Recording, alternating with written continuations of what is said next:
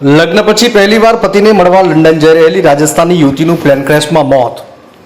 રાજસ્થાનના માલતોરાની વતની ખુશ્બુ રાજપુરોહિત લગ્ન પછી પહેલીવાર પોતાના પતિને મળવા લંડન જઈ રહી હતી ત્યારે અમદાવાદમાં પ્લેન ક્રેશ દુર્ઘટનામાં તેનું મોત થયું છે. આ વર્ષના જાન્યુઆરી મહિનામાં ખુશ્બુના લગ્ન થયા અને હાલ તેઓ પતિ લંડનમાં ડોક્ટર છે.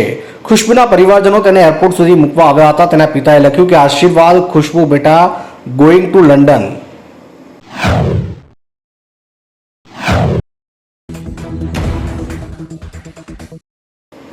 એર ઇન્ડિયા વિમાન દુર્ઘટનાના પીડિતો માટે 300 થી વધુ સૈનિકોએ રક્તદાન કર્યું. એર ઇન્ડિયાના વિમાન દુર્ઘટનાના પીડિતોને મદદ કરવા માટે ભારતીય સેનાએ અમદાવાદના લશ્કરી છાવણી ખાતે રક્તદાન શિબિર શરૂ કરી છે. આ શિબિરમાં લગભગ 300 સૈન્ય કર્મચારીઓ સ્વેચ્છાએ રક્તદાન કરવા માટે આગળ આવ્યા હતા. 242 મુસાફરોને લઈ જતું વિમાન અમદાવાદથી મેડિકલ કોલેજ હોસ્ટેલમાં ઉડાન ભર્યાના થોડા સમય પછી ક્રેશ થઈ ગયું. વિમાન લંડન ગેટવિક એરપોર્ટ પર જઈ રહ્યું હતું.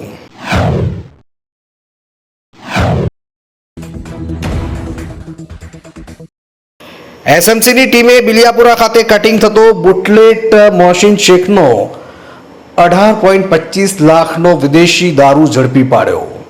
ગુજરાત રાજ્ય સ્ટેટ મોનિટરિંગ સેલની ગાંધીનગરની ટીમે શુક્રવારની મધ્યરાત્રિથી વહેલી સવારે 5 વાગ્યા સુધીના સમયગાળા દરમિયાન હાલોલ તાલુકાના બિલિયાપુરા ગામની સીમા છાપો માર્યો હતો અને બોલેરો ગાડીમાંથી કટિંગ થતો 18.25 લાખ રૂપિયાનો વિદેશી દારૂ ઝડપી પાડ્યો. જેમાં એસએમસીની ટીમે સ્થળ પરથી એક વ્યક્તિને વિદેશી દારૂની બોલેરો ગાડી મોબાઈલ સહિતનો મુદ્દામાલ ઝડપી પાડ્યો. અન્ય બુટલેગર સહિત 6 આરોપીઓ સામે ગુનો નોંધાયો છે.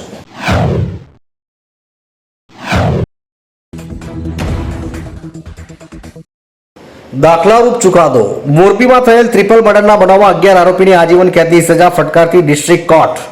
મોરબીનો અત્યાર સુધી સૌથી મોટો ચુકાદો જાહેર થયો છે. જેમાં વાજેપર ગામમાં જમીન તકરારને લઈને વર્ષ 2018માં ખૂની ખેલ ખેલાયો. જેમાં 3 લોટ ધડી અને 12 આરોપીઓ પૈકી એક આરોપીનું જેલવાસ દરમિયાન મોત થયું. જે કેસમાં ડિસ્ટ્રિક્ટ કોર્ટે 11 આરોપીને આજીવન કેદની સજા સાથે 50,000નો દંડ ફટકાર્યો છે.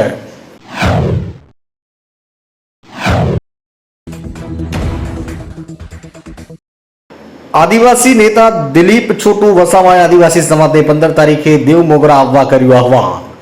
આદિવાસી નેતા દિલીપ છોટુભાઈ વસાવા આગામી 15 તારીખે દેવમોગરા ખાતે ભીલ પ્રદેશની માંગને લઈને એક કાર્યક્રમનું આયોજન કર્યું છે. જેમાં સર્વે આદિવાસી સંગઠનો દેવમોગરા ખાતે મોટી સંખ્યામાં ઉપસ્થિત રહેવા આહવાન કર્યું છે.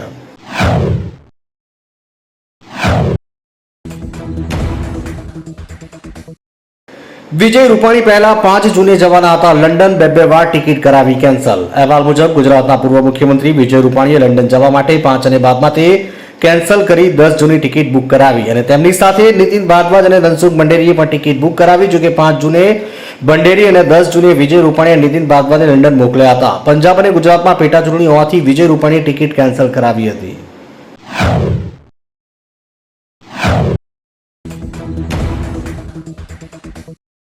સરટી હોસ્પિટલના સ્ટાફ દ્વારા ગરમીના સમયે પંખા બંધ કરી દેવાયા હતા. સારવાર માટે આવનાર લોકોને ભારે મુશ્કેલી. ભાવનગરની સરટી હોસ્પિટલ ખાતે ગરીબ દર્દીઓ સારવાર માટે આવતા હોય છે, પરંતુ હોસ્પિટલ સિક્યુરિટી સ્ટાફ તેમની સાથે જાણે કે હોસ્પિટલ તેમની માલિકીની હોય તેવું વર્તન કરતા હોય છે.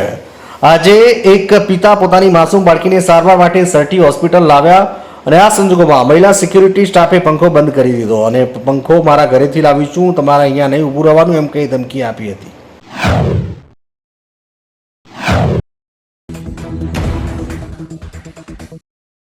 વિમાન દુર્ઘટનાની તપાસમાં અમેરિકા પણ થશે સામેલ. શું છે કારણ? અમદાવાદ ફ્લાઇટ ક્રેશની તપાસ ભારતના aircraft accident investigation bureau AAIB દ્વારા કરવામાં આવી રહી છે. આ તપાસમાં મદદ કરવા માટે યુકેની air accident investigation branch AIB અને US national transportation safety board NTSB પણ ભાગ લઈ રહ્યા છે.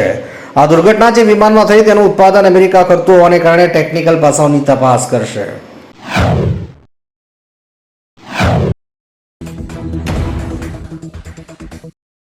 વિમાન ક્રેશ થતા તાપમાન 1000 ડિગ્રીએ પહોંચ્યું. પશુ પક્ષીને પણ બચવાનો મોકો ન મળ્યો.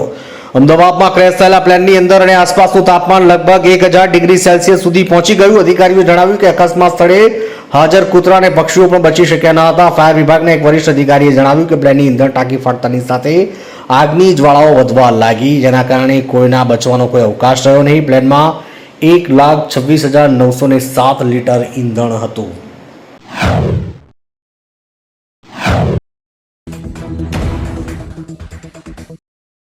ડીએનએ ટેસ્ટ દ્વારા અમદાવાદ વિમાન દુર્ઘટનામાં માર્યા ગયેલા લોકોની ઓળખ કરવા 72 કલાક લાગશે. અમદાવાદ સ્થિત નરેન્દ્ર મોદી મેડિકલ કોલેજના ફોરેન્સિક મેડિસિન અને ટોક્સિકોલોજી વિભાગના વડા સૌમિલ પી મર્ચન્ટે જણાવ્યું કે એર ઇન્ડિયા વિમાન દુર્ઘટનામાં ભોગ બનેલા લોકોની ઓળખ કરવા માટે ડીએનએ સેમ્પલનું પરીક્ષણ કરવામાં 72 કલાક લાગશે. તેમણે કહ્યું કે સામાન્ય રીતે વ્યક્તિના ડીએનએનું વિશ્લેષણ કરવામાં રિપોર્ટ બહાર પાડવામાં 3 મહિનાનો સમય લાગે છે.